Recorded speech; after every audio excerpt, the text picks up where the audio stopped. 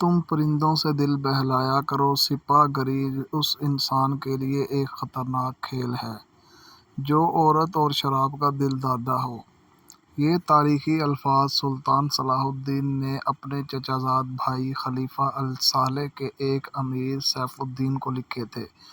ان دونوں نے صلیبیوں کو درپردہ مال، زر اور جواہرات کا لالچ دیا اور صلاح الدین ایوبی کو شکست دینے کی سازش کی تھی۔ صلیبی یہی چاہتے تھے، انہوں نے حملہ کیا۔ الصالح اور سیف الدین نے ان کی مدد کی۔ صلاح الدین ایوبی نے ان سب کو شکست دی۔ امیر سیف الدین اپنا مال و متاع چھوڑ کر بھاگا۔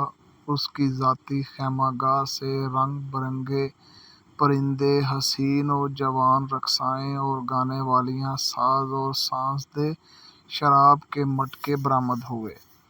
سلطان نے پرندوں، گانے والیوں اور سازندوں کو آزاد کر دیا اور امیر سیف الدین کو اس مضمون کا خط لکھا: تم دونوں نے کفار کی پشت پناہی کر کے ان کے ہاتھوں میرا نام و نشان مٹانے کی ناپاک کوشش کی، مگر یہ نہ سوچنا کہ تمہاری یہ ناپاک کوشش عالم اسلام کا بھی نام و نشان مٹا سکتی ہے۔ تم اگر مجھ سے حسد کرتے ہو تو مجھے قتل کرا دیا ہوتا۔ تم مجھ پر 2 قاتلانہ حملے کرا چکے ہو۔ تم دونوں ناکام ہوئے۔ اب ایک اور کوشش کر کے دیکھ لو، ہو سکتا ہے کامیاب ہو جاؤ۔ اگر تم مجھے یقین دلاؤ کہ میرا سر میرے تن سے جدا ہو جائے تو اسلام اور زیادہ سربلند ہوگا، تو رب کعبہ کی قسم میں اپنا سر تمہاری تلوار سے کٹواؤں گا اور تمہارے قدموں میں رکھنے کی وصیت کروں گا۔ میں صرف تمہیں یہ بتا دینا چاہتا ہوں کہ کوئی غیر مسلم مسلمان کا دوست نہیں ہو سکتا۔ تاریخ تمہارے سامنے ہے، اپنا ماضی دیکھو۔ شاہ فرینک اور ریمانڈ جیسے اسلام دشمن تمہارے دوست صرف اس لیے بنے کہ تم نے انہیں مسلمانوں کے خلاف جنگ میں اترنے کی شاہ اور مدد دی ہے۔ اگر وہ کامیاب ہو جاتے تو ان کا اگلا شکار تم ہوتے، اور اس کے بعد ان کا یہ خواب بھی پورا ہو جاتا کہ اسلام صفحۂ ہستی سے مٹ جائے۔ تم جنگجو قوم کے فرد ہو، فن سپاہ گری تمہارا قومی پیشہ ہے۔ ہر مسلمان اللہ کا سپاہی ہے، مگر ایمان اور کردار بنیادی شرط ہے۔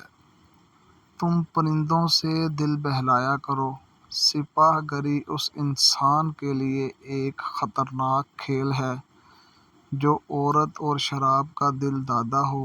میں تم سے درخواست کرتا ہوں کہ میرے ساتھ تعاون کرو اور میرے ساتھ جہاد میں شریک ہو جاؤ۔ اگر یہ نہ کر سکو تو میری مخالفت سے باز آ جاؤ، میں تمہیں کوئی سزا نہیں دوں گا۔ اللہ تمہارے گناہ معاف کرے، آمین۔ صلاح الدین ایوبی۔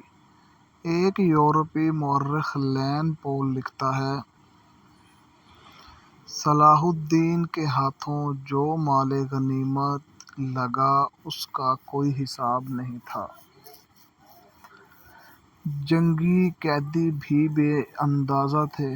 سلطان نے تمام تر مال غنیمت 3 حصوں میں تقسیم کیا۔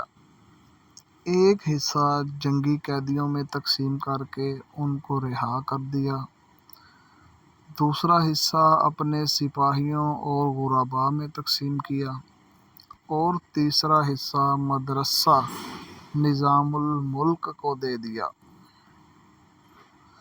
اس نے اسی مدرسے سے تعلیم حاصل کی تھی، نہ خود کچھ رکھا اور نہ اپنے کسی جرنیل کو کچھ دیا۔